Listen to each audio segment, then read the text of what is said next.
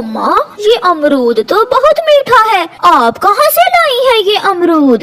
वो मोटी चोंच वाला तोता बैठा खा रहा था ये अमरूद, मैं पीछे से गई और छीन कर भाग गई। कमजोर मोटी चोंच वाला तोता, वो बहुत डरता है हमसे। दूसरे दिन हरियाली तोती और मिठू तोता नदी की तरफ जा रहे थे कि रास्ते में एक पेड़ पर बैठा हुआ जग्गू कौवा आवाज लगाता है, तोता तोता मोटी चोंच वाला तोता, मोटी चोंच वाला तोता। ये सुनकर गुस्से में तोता और तोती वहाँ आते हैं। शर्म करो बच्चे, बड़ों से कोई ऐसे भी मजाक करता है? अगर अब कहा तो मैं बहुत मारूंगा तुम्हें, चल भाग यहाँ से। मोटी चोंच वाला तोता, मोटी चोंच वाला तोता। मिठू को बहुत गुस्सा आ जाता है और मिठू जग्गू को 2-4 लगा देता है। तुमने मुझे मारा, मैं अभी जाकर अपने पापा और मम्मा को बताता हूँ। ऐसे रोते हुए जग्गू कौवा वहाँ से चला जाता है। आपने क्यों मारा इसे? बात बढ़ जाएगी। बढ़ती है तो बढ़े, वो छोटा सा कौवा भी अब मुझे मोटी चोंच वाला कहेगा। मम्मा, मम्मा, उसने मुझे मारा, उसने मुझे बहुत मारा है। मेरा बेटा, मेरा जग्गू, चुप कर जा। बेटे, किसने मारा है तुम्हें? उस मोटी चोंच वाले तोते ने। क्या उस मोटी चोंच वाले की इतनी हिम्मत कि मेरे बेटे को हाथ लगाए? चलो अभी मेरे साथ। गोरी जग्गू को साथ लेकर नदी की तरफ जाती है। तुम यहाँ बैठे हुए हो और उस मोटी चोंच वाले ने तुम्हारे बेटे को मारा है। किसने? मिठू ने? मिठू ने मारा है मेरे जग्गू को? हाँ पापा जी, उसने मेरे यहाँ मारा, यहाँ भी पंख पर मारा उसने। मैं अभी पूछता हूँ उससे जाकर। आप घर चले, मुझे डर लग रहा है। मैं डरने वाला नहीं हूँ, मैं देख लूँगा जो भी होगा। आपको मेरी कसम, आप मेरे साथ घर चलें। फिर हरियाली अपने पति को घर ले जाती है। खोलो खोलो दरवाजा, मैं कहता हूँ दरवाजा खोलो। कालू मिठू के दरवाजे को जोर जोर से धक्के देता है। नहीं, हम लड़ाई नहीं करेंगे, आप बैठे रहें, ऐसे वो और भी बिगड़ जाएगा। मुझे बात करने दो। मिठू हरियाली की एक नहीं सुनता और दरवाजा खोलकर बाहर आ जाता है। अगर वो छोटा सा बच्चा मुझे मोटी चोंच वाला कहेगा तो मार ही खाएगा। बड़ी चोंच वाले, बहुत बातें करने लगा है तू। कुछ सोचे बिना कालू कौवा डंडा मिठू के सर पर मार देता है, जिससे मिठू उसी जगह गिर जाता है और कालू वहाँ से भाग जाता है। नहीं मिठू, मेरे मिठू, उठो उठो मेरे मिठू। हरियाली, हरियाली, अपना ख्याल रखना और मेरे आने वाले। ऐसा कहते हुए मिठू वही मर जाता है। हरियाली वहाँ बैठकर रोती रहती है। मैंने गुस्से में डंडा मारा और वो उसके सर पर लग गया। कालू, कहीं जान से तो नहीं मार दिया उसे? वो गिर गया था और मैं भाग आया। चिड़िया भागी भागी कौवों के पास आती है। जालिमो, मार दिया तुमने उसे मार दिया। छोटी सी बात पर तुमने मिठू की जान ले ली। अब तुम भी नहीं बचोगे, सब पक्षी इकट्ठे होकर तुम्हें मार देंगे।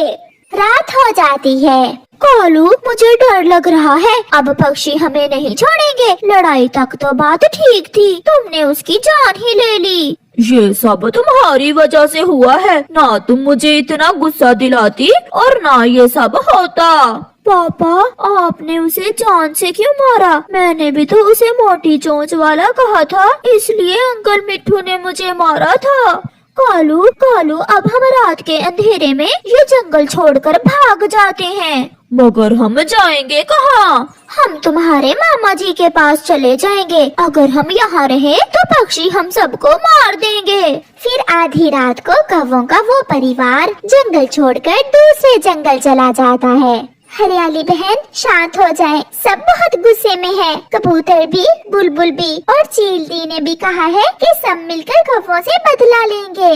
अब कोई कुछ भी कर ले, मेरा पति कहाँ लौट कर आएगा। मैंने उन्हें रोका था, मैंने उन्हें बाहर जाने से रोका भी था। हरियाली का दुख कम होने वाला कहाँ था। वो सारी रात रोती रहती है। ये सुबह सुबह कौन आ गया? दस्तक फिर से होती है। कालू, आप सब सुबह सुबह ही क्या हुआ? सब ठीक तो है ना?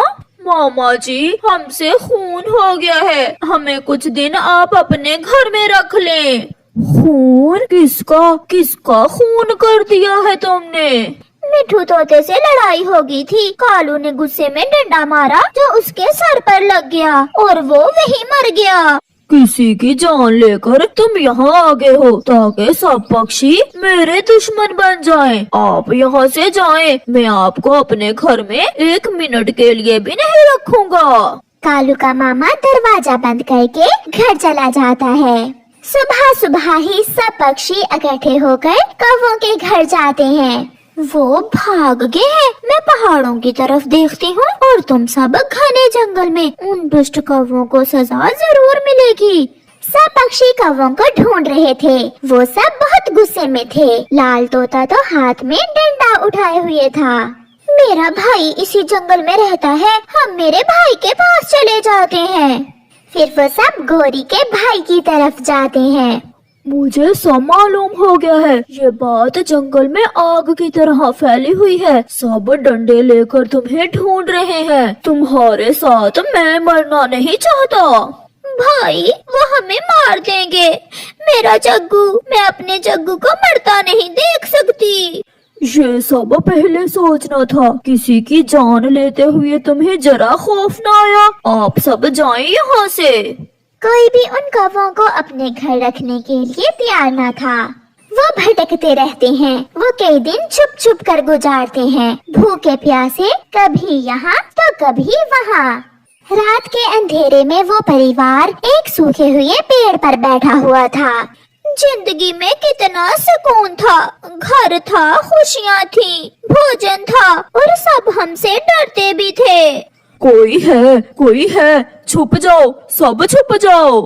वो झाड़ियों में छुप जाते हैं। चील, लाल तोता, चिड़िया, कबूतर वहाँ से गुजर जाते हैं। उन सब के पास डंडे थे।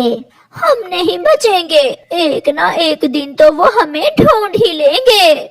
ऐसे ही कुछ दिन गुजर जाते हैं और फिर एक दिन तेज बारिश शुरू हो जाती है। कौवों का सारा परिवार एक पेड़ के नीचे बैठा हुआ था कि पेड़ की एक डाल टूटकर उन पर गिर जाती है। जग्गू और कालू वहीं मर जाते हैं। जग्गू, उठो बेटा, उठो। मेरे जग्गू, मैं बर्बाद हो गई, मैं लुट गई। इतनी बड़ी सजा क्यों मिली मुझे? मैं मर जाती, मेरा जग्गू ना मरता।